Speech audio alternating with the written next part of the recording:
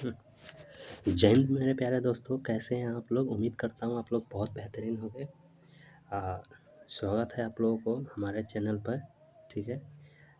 जैसे कि आप लोग जानते होंगे, आज से हम लोग 10th का फिजिक्स चालू करने वाले हैं। ठीक है।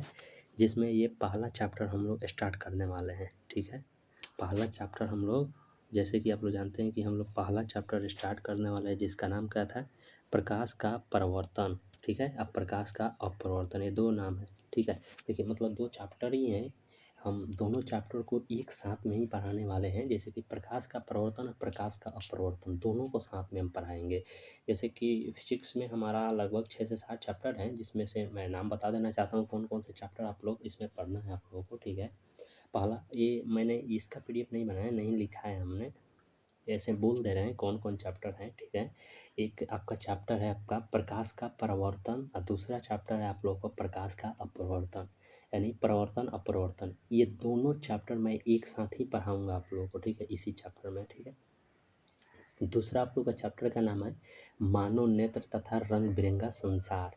उसके बाद तीसरा आप लोग का चैप्टर का नाम है विद्युत धारा। चौथा आपका चैप्टर का नाम है विद्युत धारा का चुंबकीय प्रभाव। पांचवा का नाम है ऊर्जा का स्रोत। छठा का नाम है हमारा पर्यावरण। और सातवां का नाम है प्राकृतिक संसाधन का प्रबंधन। ठीक है। जिसमें से हम इसमें आज पहला चैप्टर पढ़ने वाले हैं, कवर करने वाले हैं। ठीक है। तो क्या है, प्रकाश का प्रवर्तन। ठीक है। इसको हम इंग्लिश में क्या बोलते हैं, light of reflection and light of refraction. ठीक है। इसको हम इंग्लिश में बोलते हैं। ठीक है। अब देखिए, सबसे पहला क्वेश्चन यही पूछता है आप लोग से कि आखिर प्रकाश क्या है। जब हम लोग प्रकाश पढ़ रहे हैं तो प्रकाश के बारे में जानना जरूरी है कि आखिर प्रकाश है क्या भाई, बताओ। तो इसमें 2 पॉइंट हमने लिखा है कि जो प्रकाश है ना, प्रकाश पहला ऊर्जा का एक स्रोत है। ये बहुत क्वेश्चन बहुत बार 10th क्लास में पूछा है ऑब्जेक्टिव में कि प्रकाश क्या है। प्रकाश क्या है, तो प्रकाश एक प्रकार का ऊर्जा का स्रोत है। और दूसरा, प्रकाश जो है विद्युत तरंगे है। ये ऑब्जेक्टिव में बहुत बार क्वेश्चन पूछा है, आप लोग देख लीजिएगा। ठीक है। यहाँ तक क्लियर है। ये 2 क्वेश्चन आप लोग बता देंगे कि प्रकाश क्या है। तब प्रकाश एक विद्युत स्रोत है, मतलब ऊर्जा का स्रोत है। दूसरा विद्युत तरंगे है। ठीक है। उस पर से नेक्स्ट आइए, नेक्स्ट हम लोग पढ़ने वाले हैं ये प्रकाश विद्युत प्रक्रम। ठीक है। क्या आता है, प्रकाश विद्युत प्रक्रम। ठीक है। प्रकाश विद्युत प्रक्रम हम लोग ये पढ़ने वाले हैं। ठीक है। प्रकाश विद्युत प्रक्रम, तो इसका भी प्रकार होता है। इसका कितना प्रकार होता है आप लोग देख लो। तो इसका मुख्य तरीका से 7 प्रकार होता है। ठीक है। 7 वो प्रकार इसका होता है। ठीक है। 7 प्रकार होता है। कौन कौन सा प्रकार होता है आप लोग देख लीजिए। पहला इसका प्रकार होता है रेडियो तरंगे। ठीक है। रेडियो तरंगे होती है। ठीक है। इसका पहला प्रकार रेडियो तरंगे होती है। ठीक है। रेडियो तरंगे ये। और दूसरा इसका प्रकार होता है माइक्रो तरंगे। तीसरा इसका प्रकार होता है अवरक्त तरंगे। ठीक है। और चौथा इसका प्रकार होता है दृश्य तरंगे। पांचवा इसका होता है परावैज्ञानिक तरंगे। छठा इसका होता है एक्स तरंगे। सातवां इसका होता है गामा तरंगे। ठीक है। यहाँ तक क्लियर है। इतना होता है। ठीक है। कितना इसका प्रकार हो जाता है, 7 मुख्यतः तरह से इसका प्रकार हो जाता है। ठीक है। अब देखिए आगे क्या है हम लोग का, ये 7। तो इसका ट्रिक भी हमने दिया है। ट्रिक आप लोग ये देख सकते हैं, रेडियो माइक्रो, माइक्रो थोड़ा गलत लिखा गया है, सॉरी।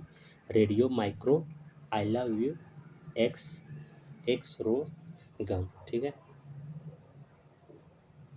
ये ट्रिक है नॉर्मल, ये है, आप लोग यहीं से ही याद कीजिएगा। देखिए अब इसमें से कौन कौन सा क्वेश्चन बनता है मैं बताता हूँ। इसमें से सबसे पहला, इस पे पहला वाला पर क्वेश्चन बन जाता है आप लोगों को। ठीक है। माइक्रो तरंगे, और सबसे लास्ट वाला पर क्वेश्चन बनता है गामा तरंगे। ये सब उतना नहीं है लेकिन फिर भी है, पढ़ाएंगे। बट इस पे बहुत ज़्यादा क्वेश्चन पूछता है, पहला और सातवां। ठीक है। इस पे क्वेश्चन पूछता है। कैसे क्वेश्चन पूछता है, पूछता है कि देखिए, मैंने क्वेश्चन भी लिखा है, आंसर भी लिखा है। क्वेश्चन इस प्रकार पूछेगा कि सबसे ज़्यादा तरंग दैर्घ्य किसकी होती है। ठीक है। सबसे ज़्यादा तरंग दैर्घ्य किसकी होती है। ठीक है। तो सबसे ज़्यादा देखिए कैसे, या ऊपर कौन सा है, ऊपर है रेडियो तरंगे। रेडियो तरंगे सबसे ऊपर है ना, तो सबसे ऊपर रेडियो तरंगे, यानी सबसे अधिक तरंग दैर्घ्य किसकी होती है, रेडियो तरंगे की होती है। ठीक है। और उसके बाद पूछेगा सबसे कम, सबसे कम किसकी होती है? तो गामा तरंगे। गामा तरंगे सबसे नीचे है तो सबसे कम होगा। ठीक, क्लियर है? बस इसमें दो प्रकार का ही क्वेश्चन बनेगा। एक पूछेगा सबसे ज़्यादा तरंग दैर्घ्य किसकी होती है, एक पूछता है सबसे अधिक, एक सबसे अधिक एक सबसे कम।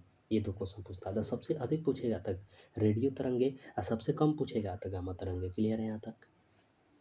ठीक है, नेक्स्ट आगे बढ़े, बताइए लोग।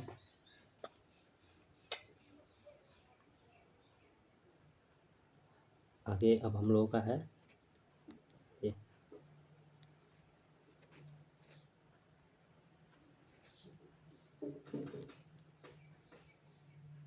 ठीक है। आगे देखिए, आगे अब हम लोगों का है पहला, फिर से अब प्रकाश के बारे में। ठीक है, प्रकाश के बारे में हम फिर से पढ़ेंगे। ठीक है, प्रकाश के बारे में क्या है देखिए, प्रकाश के बारे में फिर से हम लोग चलते हैं एक बार। फिर से देखो, एक तो हम यहाँ पे बताए थे कि प्रकाश क्या है, तो प्रकाश क्या है? ऊर्जा का एक स्रोत है। और दूसरा क्या बताए थे? दूसरा बताए थे आपका विद्युत तरंगे है। ठीक ना, प्रकाश विद्युत तरंगे है। ये क्वेश्चन बहुत बार पूछता है। उस पर देखिए प्रकाश यहाँ पे है, तो प्रकाश ऊर्जा का एक प्रकार है। ठीक है, यहाँ पे प्रकाश ऊर्जा का एक प्रकार है। दूसरा पॉइंट है आपका कि प्रकाश प्रकाश एक प्रकार की विद्युत चुंबकीय तरंग है। क्वेश्चन आप लोगों से पूछेगा कि प्रकाश एक प्रकार का क्या है, तो प्रकाश एक प्रकार का विद्युत चुंबकीय तरंग है। क्या है? प्रकाश एक प्रकार का विद्युत चुंबकीय तरंग होती है। ऑब्जेक्टिव में बहुत बार पूछता है। ठीक है, देखिए अब नेक्स्ट पॉइंट क्या है हमारा कि यांत्रिक तरंगों को चलने के लिए माध्यम की आवश्यकता होती है। बहुत बेहतरीन पॉइंट है ये कि यांत्रिक तरंगों को चलने के लिए किसकी ज़रूरत होती है, तो माध्यम की आवश्यकता होती है। यांत्रिक तरंगे जो होती है उसको चलने के लिए एक माध्यम की आवश्यकता होती है। जैसे हम लोग की चलने के लिए किसकी आवश्यकता होती है, पैर का आवश्यकता होती है। वैसे ही माध्यम की चलने के लिए किसकी आवश्यकता होती है, सॉरी, यांत्रिक तरंगों को चलने के लिए किसकी आवश्यकता होती है, माध्यम की। जैसे मनुष्य के चलने के लिए पैर की आवश्यकता होती है, बिना पैर के भी नहीं चल सकते हैं, नहीं चल सकते। ठीक है, तो इसका एग्जाम्पल क्या है, ध्वनि तरंगे। ध्वनि तरंगे क्या है, ध्वनि तरंगे है कि भूकंप वाले तरंगे पानी की धरातल पर उत्पन्न होती है।